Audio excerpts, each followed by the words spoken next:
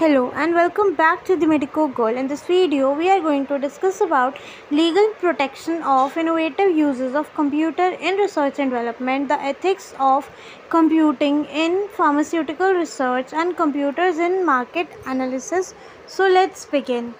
Legal protection माने कि जो लॉ से प्रोटेक्शन की जा रही है जो हम इनोवेटिव यूज़ कर रहे हैं कंप्यूटर्स का रिसर्च और डेवलपमेंट में, इसके लिए बनी हुई है इंटेलेक्चुअल प्रॉपर्टी राइट्स, जो कि हैं लीगल राइट्स जो दी जाती है इन्वेंटर को या क्रिएटर को प्रोटेक्ट करने के लिए उसकी इन्वेस्टिगेशन को कुछ टाइम पीरियड के लिए। जैसे कि जो पेटेंट है उसको दी जाती है 20 ईयर्स फ्रॉम फाइलिंग, कॉपीराइट को 70 years from death of author या डेट ऑफ क्रिएशन अगर कोई जॉइंट वर्क होता है। डाटाबेस राइट्स दी जाती है 70 years from date of creation.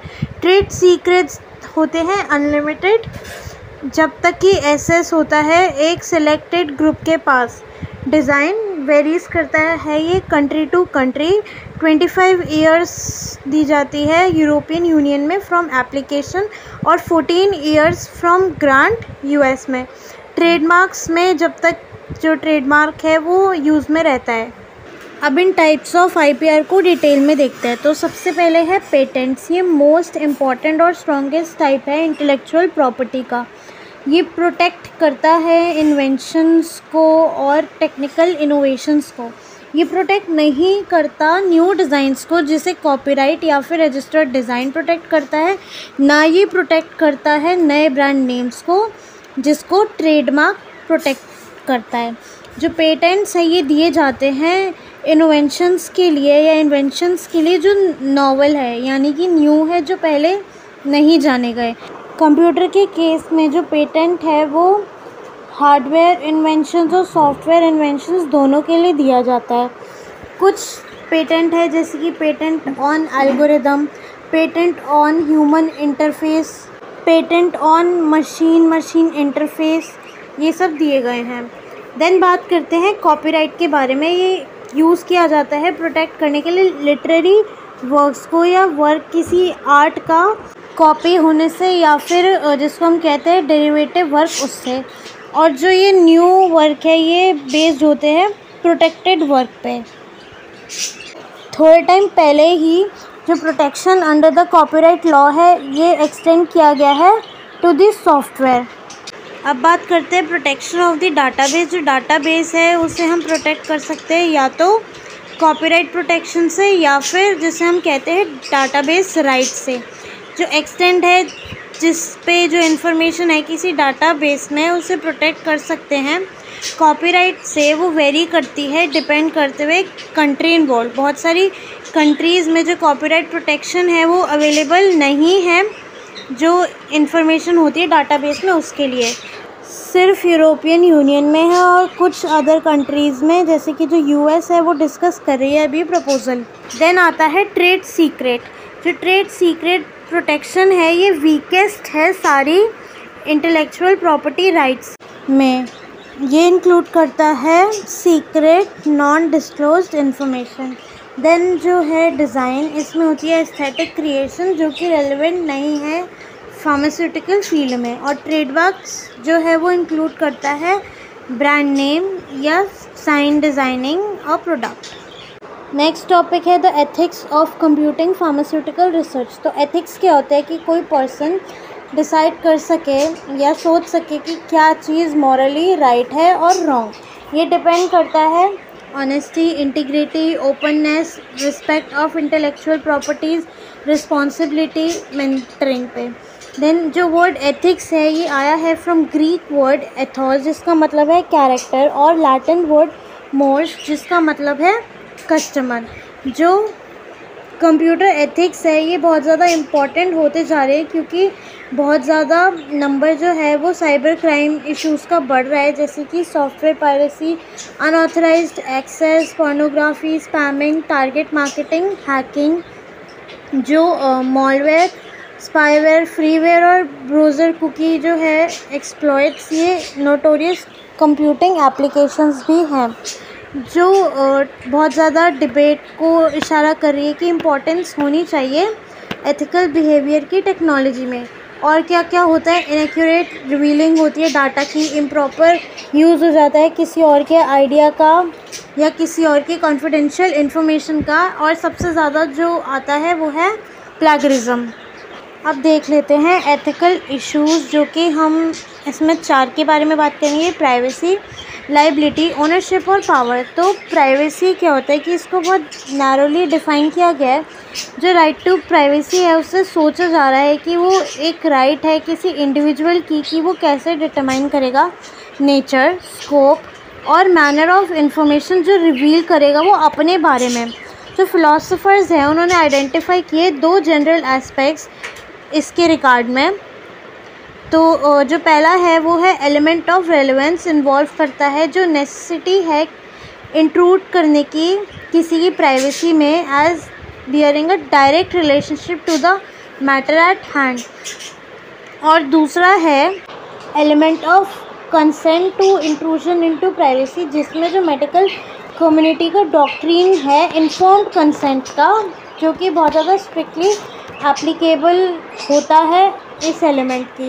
यानी कि एक बारी तो हम कह रहे हैं कि प्राइवेसी चाहिए और दूसरी बारी हम कह रहे हैं कि इन्फॉर्म्ड कंसेंट होना चाहिए, यानी कि सब कुछ बताया जाना चाहिए। देन आती है लायबिलिटी, जो टॉपिक्स रिलेटेड होते हैं लायबिलिटी के और कंप्यूटर यूज़ के जनरल में, वो होती है legal liability, duty of honesty, nature of contracts, misrepresentation, express and implied warranties and negligence.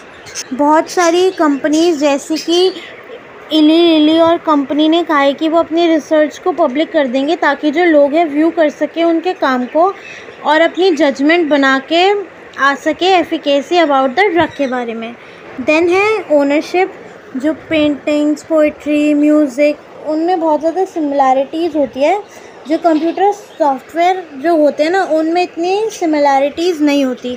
तो जो डिवाइसेस जैसे कि copyright, patent, encryption, trade secret, oath of confidentiality और स्टैंडर्ड वर्च्यूज जैसे कि ट्रस्ट वर्दिनेस, लॉयल्टी, ये ट्राई कर रहे हैं प्रोटेक्ट करने के लिए ओनरशिप और राइट टू प्रॉपर्टी।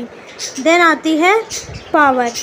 तो पावर यानी कि ताकत जो हो गई, जो जॉनसन कंपनी है उसने आइडेंटिफाई किया था इस इशू को, पावर को, कि बहुत ज़्यादा इम्पॉर्टेंट मैटर है for the development of the computer ethics.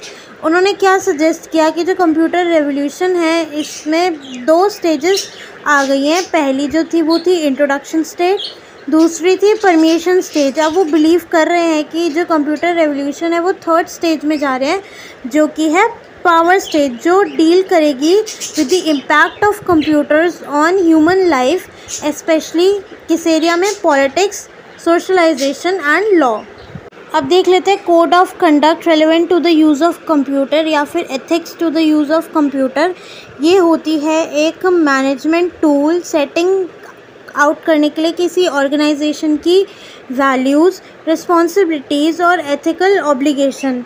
तो कुछ हमारे पास 10 ऑफेंसेस हैं जो कि होते हैं साइंटिफिक रिसर्च में।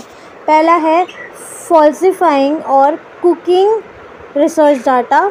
Next, ignoring major aspects of human subject requirement, not properly disclosing involvements in firm whose products are based on one's own research, relationship with student, research subject or client that may be interpreted as questionable, using another ideas without obtaining permission or giving due credit, unauthorized use of confidential information in connection with one's own research, failing to present data that contradict one's own previous research, circumventing certain minor aspects of human subject requirements, overlooking others' use of flawed data or questionable interpretation of data, changing the design methodology or results of a study in response to pressure from a funding source. Last topic है the computers in market analysis. तो market analysis क्या होती है? Qualitative और quantitative assessment market की, जो देखती है साइज़ में यानी कि उसकी वॉल्यूम में और वैल्यू में, वेरियस कस्टमर सेगमेंट्स देखते हैं, बाइंग पैटर्न देखते हैं, कंपटीशन देखते हैं, इकोनॉमिक एनवायरनमेंट देखते हैं in terms of barrier to entry and regulation. तो जो कंप्यूटराइज्ड मार्केटिंग है वो फैसिलिटेट करती है कलेक्शन के लिए और डिसेमिनेशन के लिए, यानी कि स्प्रेड करने के लिए बहुत ज़्यादा लोगों तक करंट मार्केट इन्फॉर्मेशन को। जो ये बहुत ज़्यादा इन्फॉर्मेशन होती है ये यूज़ करी जाती है प्रोड्यूस करने के लिए इंडस्ट्री को। आज वो ली जाती है टेलीफोन कन्वर्सेशन से विद दी अदर ट्रेडर्स। और जो कंप्यूटर एडेड मार्केटिंग है ये इससे ज़्यादा हम अच्छी स्प्रेड कर सकते हैं करंट एक्यूरेट मार्केटिंग इन्फॉर्मेशन को। और इसकी एडवांटेजेस क्या हो सकती है? इम्प्रूव हो गया है ऑपरेशन इन्फॉर्मेशन और इम्प्रूव हो गई है मार्केट की इन्फॉर्मेशन। देन इंक्रीज़ हो गया कंपटीशन, हायर ग्रोथ प्राइसेस हो गए हैं, इम्प्रूव हो गया मार्केट एसेस। पहले जो पोटेंशियल ट्रेडर की जो देखना था कि वो एक्सेप्ट करेंगे इस कंप्यूटर एडेड मार्केटिंग को, वो डिटरमाइन किया गया था एक सर्वे की हेल्प से इंडस्ट्री का। जो रिसर्च प्रोसीजर हमारा था वो ये था कि सबसे पहले हुए थे पर्सनल इंटरव्यूज़ इन मिरर इमेज अप्रोच में, जिसमें जो मार्केट के पार्टिसिपेंट्स थे उनको हमने 3 कैटेगरीज़ में डिवाइड किया था, बायर, डीलर और सेलर। जो सर्वे का रिज़ल्ट था वो डिज़ाइन किया गया था कलेक्ट करने के लिए डेमोग्राफिक इन्फॉर्मेशन को उन इंडिविजुअल के बारे में जिनको हमने सर्वे किया था, प्रेजेंट उनका और एक्सपेक्टेड यूज़ कंप्यूटर का मार्केट पार्टिसिपेंट्स का और उनका एटीट्यूड पार्टिसिपेंट्स का इस कंसेप्ट के बारे में। जो रिज़ल्ट्स थे इस एनालिसिस के उनको यूज़ किया था दूसरी इन्फॉर्मेशन के साथ जो कलेक्ट की गई थी सर्वे में, ड्रॉ करने के लिए important conclusions about the potential कि हम डेवलप कर सकते हैं computer aided marketing program procedure के लिए, हाँ कि ना। जो एक एडवाइजरी कमेटी थी उसने कंक्लूड किया कि ये जो सिस्टम है वो डेवलप होना चाहिए प्रोड्यूस इंडस्ट्री के लिए, क्योंकि high level of general satisfaction थी प्रेजेंट मार्केट सिस्टम से। और इन्होंने डिटरमाइन किया कि ये एक टूल की तरह डेवलप किया जाएगा कॉम्प्लीमेंट करने के लिए प्रेजेंट मार्केटिंग सिस्टम को। ये जो अप्रोच थी इसने कंसेप्चुलाइज कर दिया कंप्यूटर एडेड मार्केटिंग सिस्टम को। वो था कि हम लोग सीख सके जितना पॉसिबल है उन मेथड्स पे एम्फोसाइज था जो यूज़ करे जा रहे हैं ऑब्टेन करने के लिए इन्फॉर्मेशन। जो केस स्टडी मेथड था वो यूज़ किया गया था प्रेजेंट मार्केटिंग प्रैक्टिसेस के बारे में जानने के लिए, जिसमें हमने चूज़ किए थे बहुत सारे ट्रेडर्स को और हमको इन्फॉर्मेशन मिली थी मार्केटिंग सिस्टम के बारे में, प्राइसिंग के बारे में और प्रपोर्शन के बारे में, जिससे हमें स्ट्रेंथ और वीकनेसेस के बारे में पता चल गया था। That's all for now. Thank you. We will soon meet with the new video. Till then, stay tuned.